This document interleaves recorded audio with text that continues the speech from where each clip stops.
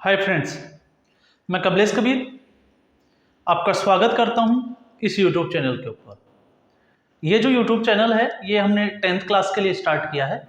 तो 10th class के सभी सब्जेक्ट, चाहे वो मैथमेटिक्स हो, चाहे साइंस हो, चाहे पॉलिटिक्स से रिलेटेड हो, इकोनॉमिक्स हो, ज्योग्राफी हो, उन सभी सब्जेक्ट की जो है हम चैप्टर वाइज यहाँ पे जो है कॉन्सेप्ट के साथ में, बेसिक कॉन्सेप्ट के साथ में जो है हम एपिसोड बनाएंगे जो 10th क्लास के जितने भी जो स्टूडेंट्स हैं उनके लिए बहुत हेल्पफुल होंगे। मैं कमलेश कबीर फाउंडेशन जो है मैं रन कर रहा हूँ और एज ए मेमोरी ट्रेनर जो है मैं वर्क करता हूँ। देश भर में मेरे बहुत जगह पे सेमिनार्स वगैरह भी होते हैं। स्पेशली जो है मेरा मेमोरी एनहांसमेंट प्रोग्राम चलता है और साथ में वैदिक मैथमेटिक्स भी चलती है।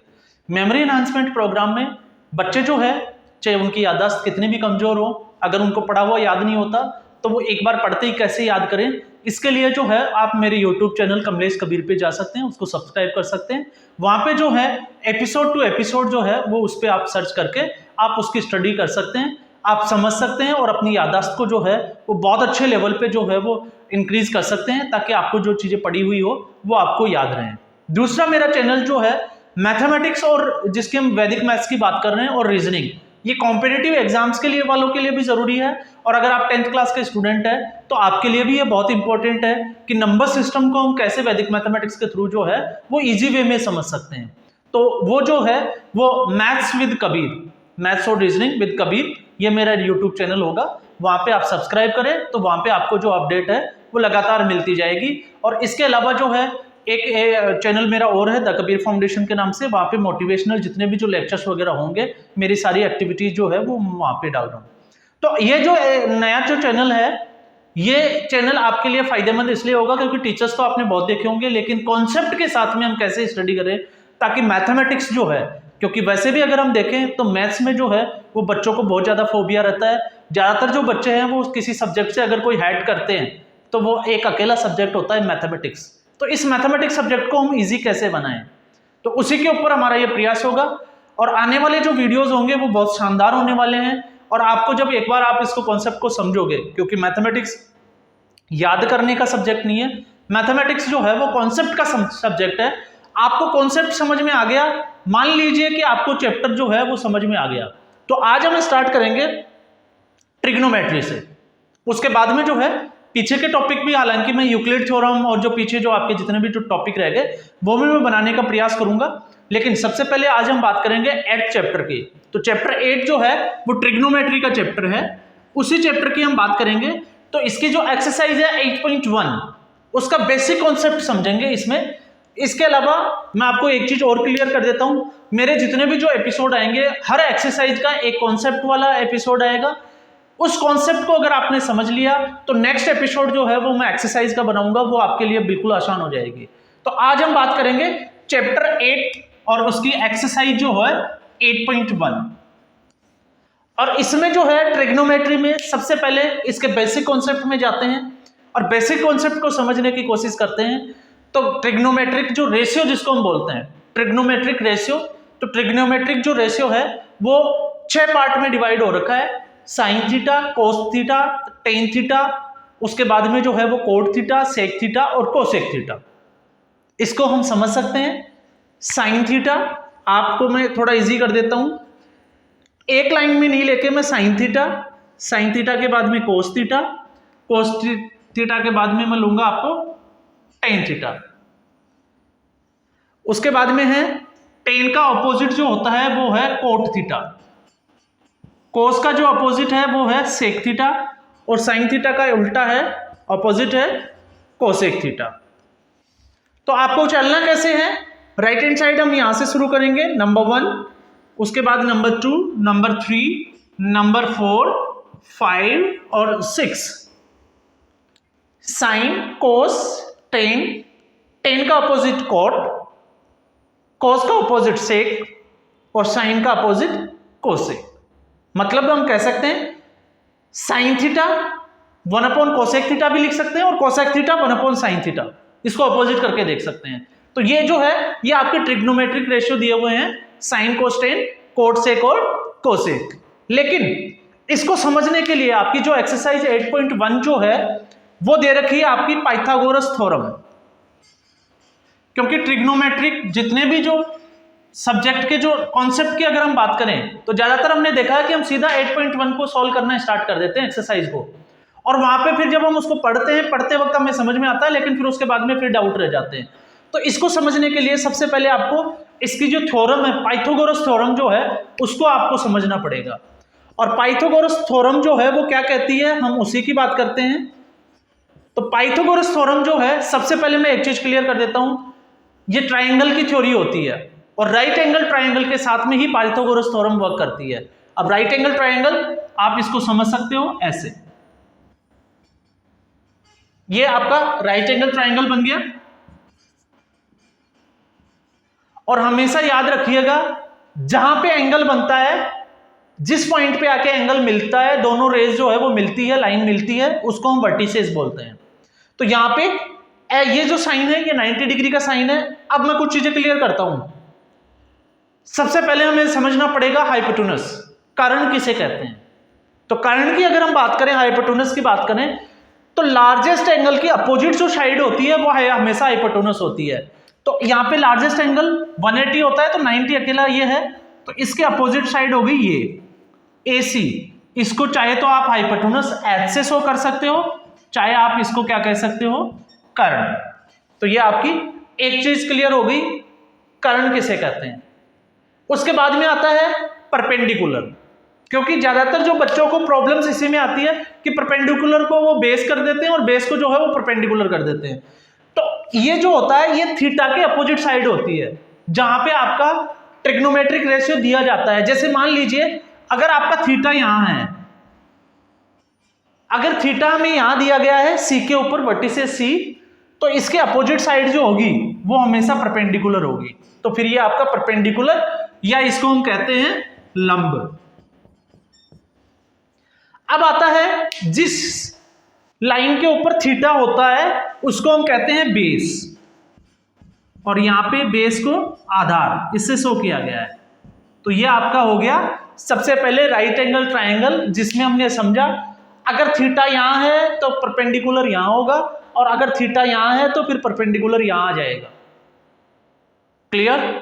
तो यहां पे H, P और B, ये तीनों चीजें हमने इसको शॉर्ट फॉर्म में हमने समझ लिया। अब पाइथागोरस थ्योरम क्या कहती है, पाइथागोरस थ्योरम ये कहती है किसी भी ट्राइंगल की लार्जेस्ट जो साइड का स्क्वायर जो होता है, मतलब सबसे बड़ी साइड कौन सी है, वो है कर्ण। तो कर्ण का स्क्वायर जो होता है वो होता है सम ऑफ द स्क्वायर ऑफ, सम किसका, परपेंडिकुलर और बेस इसके स्क्वायर के इक्वल होता है। मतलब कर्ण का स्क्वायर जो होगा, सबसे बड़ी भुजा का स्क्वायर, कर्ण का जो स्क्वायर होगा वो लंब के स्क्वायर प्लस आधार के स्क्वायर के इक्वल होगा।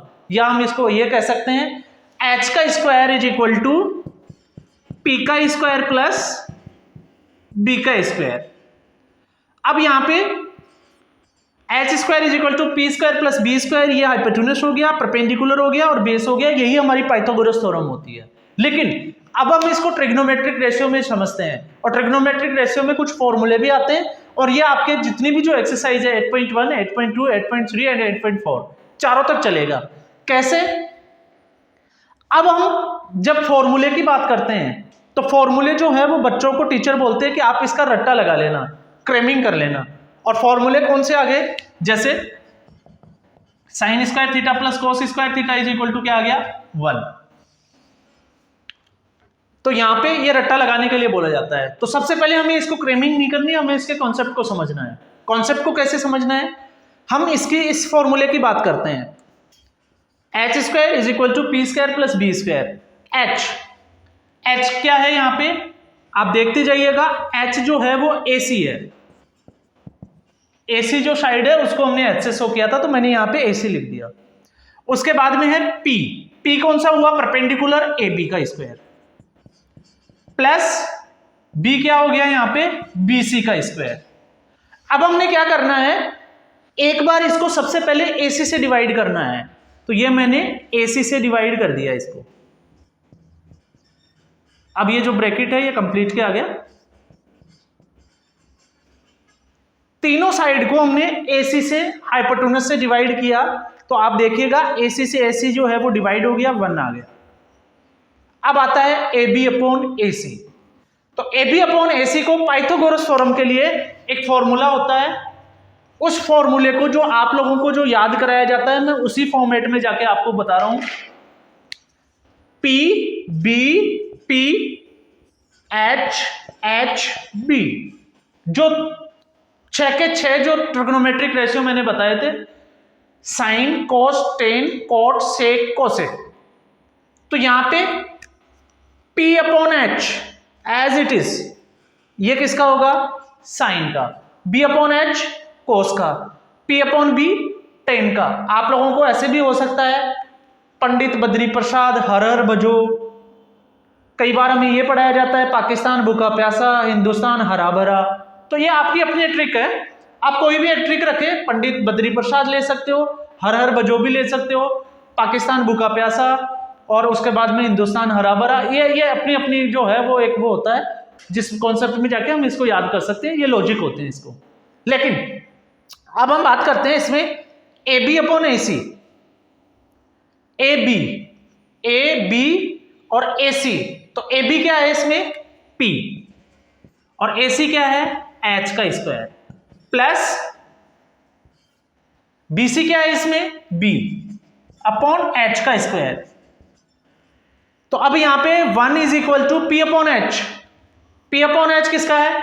साइन थीटा, तो ये आपका आ गया sine square theta, plus B upon H किसका है? कोस का। तो ये आपके लिए फॉर्मूला निकल के आ गया, sine square theta plus cos square theta. Always इसकी जो वैल्यू है वो 1 होगी, चाहे थीटा की वैल्यू जो है यहाँ पे 90 हो, चाहे 40-45 हो, तो वैल्यू कितनी आएगी? जब हम प्लस करेंगे तो आपको इसको सोल्व करने की जरूरत नहीं है, ये हमेशा के लिए आपके लिए एक आइडेंटिटी होगी। अब इसी को हम आगे लेके चलते हैं। तो साइन स्क्वायर थीटा, आपने देखा होगा कोई भी एक फॉर्मूला दे रखा होता है, कुछ गिवन होता है, कुछ हमें फाइंड करना होता है।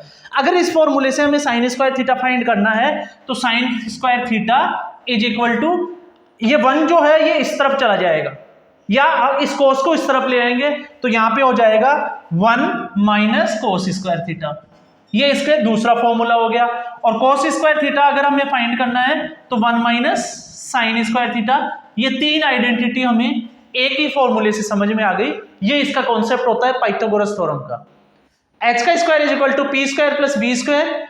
एक बार हमने इसकी वैल्यू हमने पुट की यहां से, AC से सबको डिवाइड किया तो हमारे पास में आ गया 1 is equal to P upon H का square plus B upon H का स्क्वायर। तो 1 is equal to sine square theta plus cos square theta. Sine square theta, ये साइन स्क्वायर थीटा फाइंड करना है, कोस स्क्वायर थीटा को हम इधर लेके आए तो प्लस का साइन है तो ये माइनस का हो जाएगा, तो 1 माइनस कोस स्क्वायर थीटा, और कोस स्क्वायर थीटा ये साइन स्क्वायर थीटा उधर चला जाएगा तो 1 माइनस साइन स्क्वायर थीटा। ये हो गई इसकी फर्स्ट आइडेंटिटी। अब हम आते हैं इसकी सेकंड आइडेंटिटी में। इसी फॉर्मूले से हम चलते हैं आगे।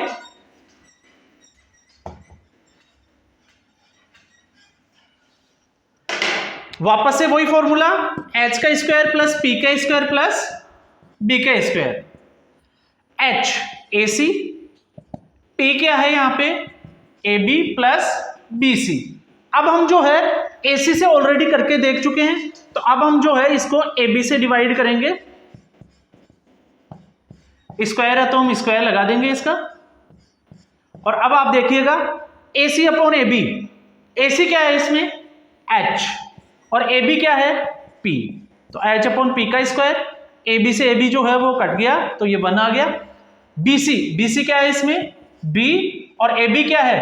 P, तो ये इसका स्क्वायर आ गया। H अपॉन P देखो P upon H sine theta है तो इसका उल्टा होता है कोसेक, तो कोसेक स्क्वायर थीटा। ये H अपॉन P आ गया। 1 प्लस B अपॉन P, ये टेन थीटा होता है, टेन थीटा का उल्टा P upon B tan theta होता है, तो B अपॉन B क्या होगा? Cot theta. तो ये आपका आ गया कोट स्क्वायर थीटा। तो ये आपके पास एक नई आइडेंटिटी आ गई कि आप कोसेक स्क्वायर थीटा जो है वो इक्वल होता है किसके? 1 प्लस कोट स्क्वायर थीटा के। तो अब यहाँ पे सेकेंड आइडेंटिटी कैसे निकालोगे? कोसेक स्क्वायर थीटा, अगर मैं इस कोट स्क्वायर थीटा को इधर लेके आता हूं, ये माइनस में हो गया, तो cosec square theta minus cot square theta is equal to क्या आ गया?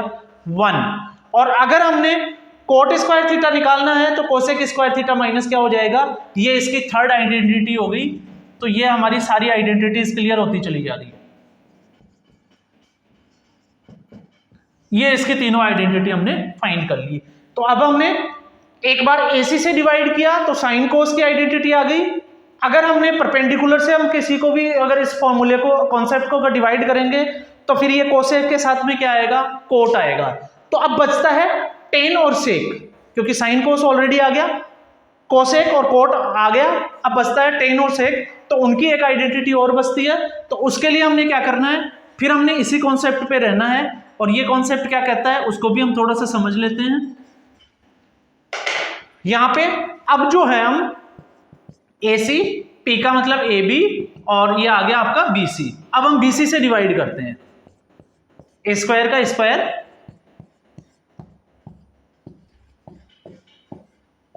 BC से BC गया, ये तो हो गया 1 प्लस AB क्या है P, AB क्या है P अपॉन B का स्क्वायर, AC क्या है H और BC क्या है B का स्क्वायर।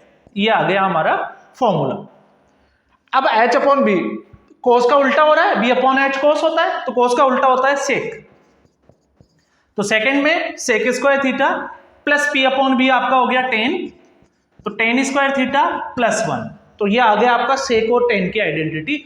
और ये पूरा जो आपका ट्रिग्नोमेट्री का जो चैप्टर है 8.1 से लेके 8.4 तक ये वर्क करेगा। अब आ गया आपका, इसको हम चेंज करेंगे तो सेक स्क्वायर थीटा 10 को इधर लेके आएंगे तो 10 square theta is equal to 1। और अगर हमें 10 स्क्वायर थीटा फाइंड करना है तो 10 square theta as it is रह जाएगा, ये 1 इस तरफ आ जाएगा, तो ये हो गया आपका सेक स्क्वायर थीटा माइनस 1। तो ये आपके 9 फॉर्मूले हो गए। और इसी 9 फॉर्मूले को जब आप चेंज करोगे तो चेंज करते करते जो है आपके बहुत सारे फॉर्मूले आपको लगभग 50 के आसपास जो है वो फॉर्मूले आप लर्न कर सकते हो। 59 है वैसे एग्जैक्ट, तो आप वहां तक इसमें जा सकते हो।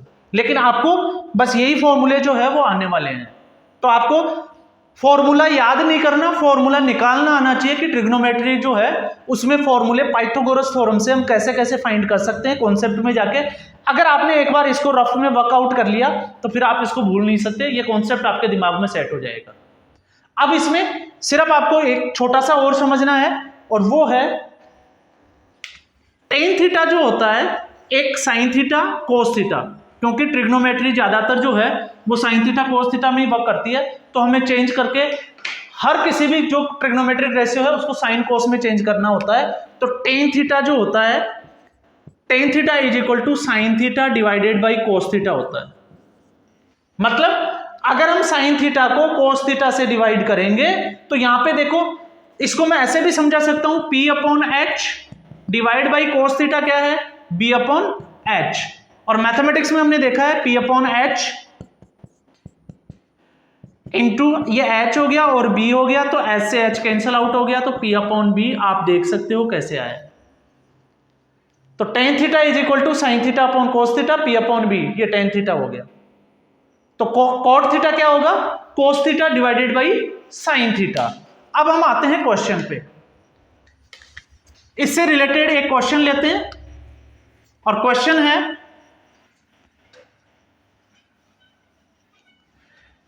या आपके जो है वो एग्जाम्पल ही दे रखा है, यहां पे दे रखा है, गिवन है 10a is equal to 4 divided by 3। इसको समझते हैं हम। 10a is equal to 4 divided by 3। तो सबसे पहले तो ट्रिग्नोमेट्री है, तो हमें जो है वो डायग्राम बना लेना है समझने के लिए। A B C, अब जो आपको समझना है बस मैं वही बता रहा हूं। ये 90 डिग्री हो गया, यहां पे लिखा हुआ है 10a और ये होता है 10 थीटा। तो a का मतलब थीटा यहां है, ये आपका मैंने डाउट क्लियर कर दिया। ये मैं एग्जांपल इसीलिए लिया है क्योंकि आप लोग हमेशा गलती करके थीटा को यहां ले लेते हो। तो 10a के ऊपर थीटा है, तो अब आपको सीधा यहां पे क्या करना है, P upon B। Tan theta क्या होता है P अपॉन B, मतलब 4 जो है वो परपेंडिकुलर है, तो 4 जो है वो परपेंडिकुलर है, तो ये इसका हो गया P इज इक्वल टू 4, ये इसकी वैल्यू हो गई क्योंकि अब परपेंडिकुलर नीचे आएगा। बेस जो है, अब देखो थीटा किस पे इस साइड पे है, तो ये बेस जो है वो यहां पे आएगा B is equal to 3 unit, ये आपकी वैल्यू आ गई। ये मैंने कुछ नहीं किया, मैंने आपको कॉन्सेप्ट समझाने के लिए रखा है। A का मतलब थीटा यहां है, आप गलती से अगर थीटा यहाँ रखोगे तो ये जो है वो चेंज हो जाएगा, चेंज हो जाएगा तो क्वेश्चन का जो है आंसर जो है वो गलत आएगा। अब हमें क्या करना है, सबसे पहले याद रखना कि राइट एंगल ट्राइंगल में पाइथागोरस थ्योरम या ट्रिग्नोमेट्री में जो है वो तीनों साइड हमें फाइंड करनी होती है। अगर सारे ट्रिग्नोमेट्रिक रेशियो हमें फाइंड करने हैं तो पहले तीनों साइड फाइंड करनी है, दो साइड गिवन है तो थर्ड हमें फाइंड करनी है। तो अब हमारे पास फॉर्मूला है h का square is equal to p का स्क्वायर प्लस b का स्क्वायर। h इसमें है नहीं, देखो राइट एंगल इसके साथ में ये आ गया h, तो h हमें फाइंड करना है। p की वैल्यू दे रखी है 4 का स्क्वायर प्लस बेस की वैल्यू दे रखी है 3 का स्क्वायर। तो h का स्क्वायर इज इक्वल टू 4 का स्क्वायर 16 और 3 का स्क्वायर हो गया 9। तो h का स्क्वायर इज इक्वल टू 25 और h अगर हमें फाइंड करना है तो इधर से अगर हम स्क्वायर हटाते हैं तो इधर हम क्या कर देते हैं, रूट लगा देते हैं। तो यहाँ पे इसका आंसर आ जाता है प्लस माइनस का 5। तो ये हमें मिल गया h इज इक्वल टू कितना मिला 5। अब अपने पास में ये मैंने जिसको कहते हैं कि पूरा डीपली जाके एक्सप्लेन करके समझाया है। थीटा यहां होगा तो परपेंडिकुलर यहां होगा, थीटा यहां है तो परपेंडिकुलर यहां होगा। तीनों साइड हमने फाइंड कर ली। तीनों साइड का मतलब p कितना आया 4 गिवन है, बेस कितना है 3 और h जो है वो हमने फाइंड कर लिया 5। अब हम इसे बाकी के ट्रिग्नोमेट्रिक रेशियो फाइंड करने हैं। जैसे tan a दे रखा है, मान लो हमें पूछा जाता है, कोई भी पूछ सकता है sin a, तो sin a का मतलब होता है p अपॉन h, क्योंकि ये हमें ऑलरेडी कॉन्सेप्ट में समझा है। तो p कितना है इसमें 4 और h हमने फाइंड किया 5, तो यहां पे sin a की वैल्यू आ गई 4 अपॉन 5। अब आता है दूसरा हमें फाइंड करना है cos a। cos a का फॉर्मूला होता है b अपॉन h। तो b की वैल्यू कितनी आई, कितनी गिवन है 3 और h हमने फाइंड कर लिया था तो 5। ये आपका sin a और cos a आ गया। अब sin a का उल्टा होता है cosec, तो cosec क्या होगा 5 अपॉन 4 और cos का उल्टा होता है sec, तो cos का उल्टा sec a की अगर हम बात करेंगे तो 5/3। अगर ये मान लो sin a के बजाय sin b पूछ लेता, समझना है इसको, इस sin a के बजाय sin b पूछता तो अब जो है वो थीटा यहां आ जाएगा, सॉरी sin c, क्योंकि ऑलरेडी इसमें 90 डिग्री है। अगर ये sin c पूछ लेता तो थीटा यहां आता तो परपेंडिकुलर ये हो जाता, तो परपेंडिकुलर ये होता तो फिर जो है p अपॉन h, तो ये इसका आंसर होता 3/5। ये है थीटा की वैल्यू जो है इसको चेंज कर देती है। तो कोई भी क्वेश्चन में अगर दो साइड दी हुई है और अगर वो ऐसे दे रखी है tan a is equal to 4/3 और उसके बाद में बाकी के ट्रिग्नोमेट्रिक रेशियो पूछा जाता है, तो सबसे पहले आपको थर्ड साइड फाइंड करनी है।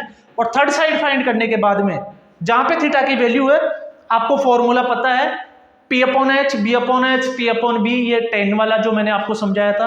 उसके बाद आप इसको अपोजिट करें। अगर नहीं समझ में आता है आप इस वीडियो को वापस से रिवाइंड करें और वापस से इसको एक बार समझें।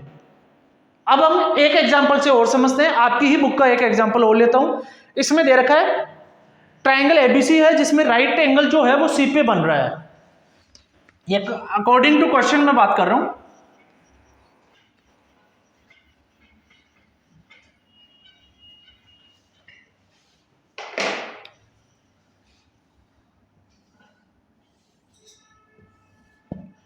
ए बी सी, क्योंकि इसने क्वेश्चन में ऑलरेडी ये गिवन है कि राइट एंगल जो ट्राइंगल जो 90 डिग्री का एंगल बन रहा है वो सी पे बन रहा है।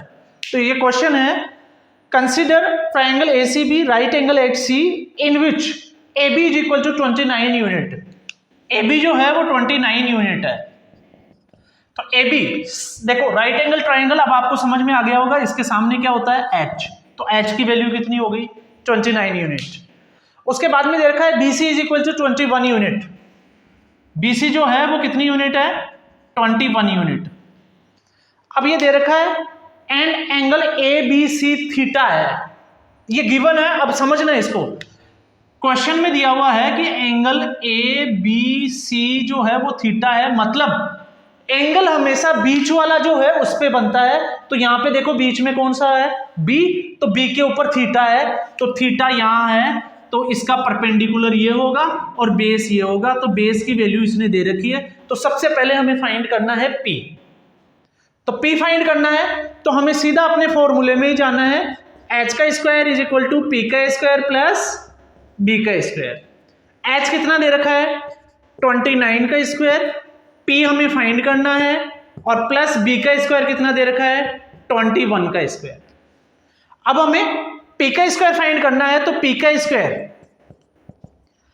ये 29 का स्क्वायर है, P स्क्वायर फाइंड करना है तो 21 इस तरफ आएगा, इसलिए 29 का स्क्वायर माइनस 21 का स्क्वायर। अब P का स्क्वायर, सबसे पहले हमें 29 का स्क्वायर कितना होता है ये हमें पता होना चाहिए। तो 29 का जो स्क्वायर होता है वो 841 होता है। और वैदिक मैथमेटिक्स से मैंने स्क्वायर कैसे फाइंड करते हैं, मैंने आपको जो यूट्यूब चैनल बताया है मैथ्स और रीजनिंग विद कबीर, तो उसके ऊपर जाके आप जो है वो वैदिक मैथमेटिक्स का कॉन्सेप्ट, सबसे इजी कॉन्सेप्ट कौन सा है वो मैंने डाला हुआ है। अगर आप उसकी प्रैक्टिस कर लोगे तो हमेशा के लिए आपको स्क्वायर जो है वो याद रहेंगे। तो 29 का स्क्वायर 841 हो गया, और 21 का जो स्क्वायर होता है वो होता है 441। तो P का स्क्वायर इज इक्वल टू 841 में से ये गया तो 400, और P का स्क्वायर जो है वो आ गया 400 का हमने रूट किया तो ये आ गया B20। तो यहाँ पे P की जो वैल्यू आ गई वो कितनी यूनिट आई 20 यूनिट। अब हमें तीनों साइड का पता चल गया 29, 21 और 20 यूनिट। अब क्वेश्चन कैसे भी पूछ ले, ये मैं उम्मीद करूंगा ये समझ में आ गया होगा। अगर नहीं समझ में आए तो वापस से रिवाइंड करें, और फिर भी अगर समझ में नहीं आता, कोई चीज का डाउट रहता है, मैं इसको और इजी बनाने की कोशिश करूंगा। आप कमेंट बॉक्स में इस पर डाल दें तो मैं आपको जो है दोबारा से बना के इसको एक बार और समझा दूंगा। तो अब हमने इसको तीनों साइड फाइंड कर ली, हमने क्वेश्चन नहीं पढ़ा कि वो पूछ क्या रहा है। अब ये पूछ रहा है इसमें determine the value of cos square theta plus sine square theta. अब ये बोल रहा है कि वैल्यू फाइंड करनी है cos square theta plus sine square theta. अब cos square theta plus sine square theta, अब आपको ये पता है, मैंने ऑलरेडी कॉन्सेप्ट इसलिए समझाया था कि कोस square theta plus sine square theta always इसकी वैल्यू कितनी होती है 1 होती है। अब कैसे होती है, अगर ये थीटा है तो यहां पे हम इसको सॉल्व करके समझ लेते हैं। कोस स्क्वायर थीटा होता है बी अपॉन एच का square plus sine square theta, मैंने उसका उल्टा कर दिया था, P अपॉन एच का स्क्वायर। तो B अपॉन एच, आप ही के फॉर्मूले से B क्या है इसमें 21 प्लस H कितना था 29 का स्क्वायर प्लस P कितना है इसमें 20 यूनिट हमने फाइंड कर ली थी, और ये 29 यूनिट स्क्वायर किया, ये हो गया 441, ये हो गया 841 प्लस 400, और ये हो गया 841। अब हमने एलसीएम लिया 841, और 841 एलसीएम लिया तो ऊपर तो आ गया 841 को 841 से डिवाइड किया 1, और 1 को ऊपर वाले न्यूमरेटर से हमने मल्टीप्लाई किया तो 441, प्लस 841 को डिवाइड किया 1 और 400 से किया तो 400। तो 441 को 400 में हमने प्लस किया तो यहाँ पे ऊपर जो वैल्यू मिली वो मिली हमें 841, और नीचे भी कितना है 841, और इसको हमने कट किया तो इसका आंसर कितना आ गया 1। जबकि मैं ऑलरेडी आपको कॉन्सेप्ट इसीलिए समझाया था कि sign square theta plus cos square theta value कुछ भी हो, आंसर कितना आएगा 1। किया कुछ नहीं, कोस square theta plus sine square theta, cos theta क्या होता है बी अपॉन एच और साइन थीटा होता है पी अपॉन एच। मैंने इस यहां से वैल्यू उठाई, यहां पुट की, इसको सोल्व किया, और लास्ट में आंसर कितना आ गया 1। और 1 जो है आपका आंसर आ रहा है, तो आपको अगर कॉन्सेप्ट पता है कि कोस स्क्वायर थीटा और साइन स्क्वायर थीटा की वैल्यू जो है वो प्लस करने के बाद 1 होती है, तो फिर आपको जो है वो आइडिया रहेगा कि अपना आंसर जो है वो सही है। इसी का जो सेकंड पार्ट दे रखा है इसने, वो दे रखा है cos square theta minus sine square theta. अब हम इसकी भी वैल्यू फाइंड करते हैं, cos square theta minus sine square theta. Cos square theta वापस से वही बी अपॉन एच का square minus P upon H का square. B upon H, B कितना है इसमें 21, एच 29 का स्क्वायर माइनस पी कितना था 29 का स्क्वायर। ये 20, पी कितना है 20 हमने फाइंड किया था, तो ये हो गया 441, वापस से मैंने इसका स्क्वायर किया 400 और ये हो गया 841, सॉल्व किया मैंने 841, इसका एलसीएम आ गया, डिनोमिनेटर को डिनोमिनेटर से डिवाइड किया, 1 को इससे किया 441 माइनस 400, तो ये आ गया 41 डिवाइडेड बाई 841। तो ये इसका क्या मिल गया हमें आंसर। तो ये था फर्स्ट जो चैप्टर था उसके कॉन्सेप्ट। और कॉन्सेप्ट क्या कहता है, आपको सबसे पहले पाइथागोरस थ्योरम जो है वो अच्छे से आनी चाहिए। अगर पाइथागोरस थ्योरम नहीं आती, ये मैंने इसलिए बारीकियां इसलिए बताई है, जैसे एंगल एबीसी का मतलब होता है बी वर्टिसेज है, तो थीटा कहाँ है, ये गिवन है, तो थीटा बी कहाँ है यहाँ, तो थीटा यहाँ होगा, तो परपेंडिकुलर यहाँ होगा। अगर ये मान लो थीटा यहाँ पे बीच में ए देता तो फिर थीटा यहाँ आ जाता, तो ये परपेंडिकुलर यहाँ से यहाँ आ जाता, और अगर ये थोड़ा सा भी थीटा को चेंज करेगा तो फिर आपकी वैल्यू चेंज हो जाएगी और आंसर गलत हो जाएगा। तो आपको इन चीजों का ध्यान रखना पड़ेगा। तो ये जो एपिसोड था, ये इसमें हमने समझा है कॉन्सेप्ट 8.1 का या ट्रिग्नोमेट्री का कॉन्सेप्ट क्या कहता है। नेक्स्ट एपिसोड में मैं 8.1 के सारे क्वेश्चन जो है वो बारीकी से आपको सॉल्व करके समझाऊंगा। फिर उसके बाद में हम एपिसोड टू एपिसोड जो है, एक एपिसोड कॉन्सेप्ट का, एक एपिसोड एक्सरसाइज का, हम ठीक ऐसे ही चलने वाले हैं। तो आप, मैं उम्मीद करूंगा एक बार इसको समझोगे, नहीं समझ में आता है रिवाइंड करोगे, और फिर उसके बाद में जो है वो कुछ क्वेश्चन आप जो है वो सॉल्व करने की कोशिश करोगे। क्यों?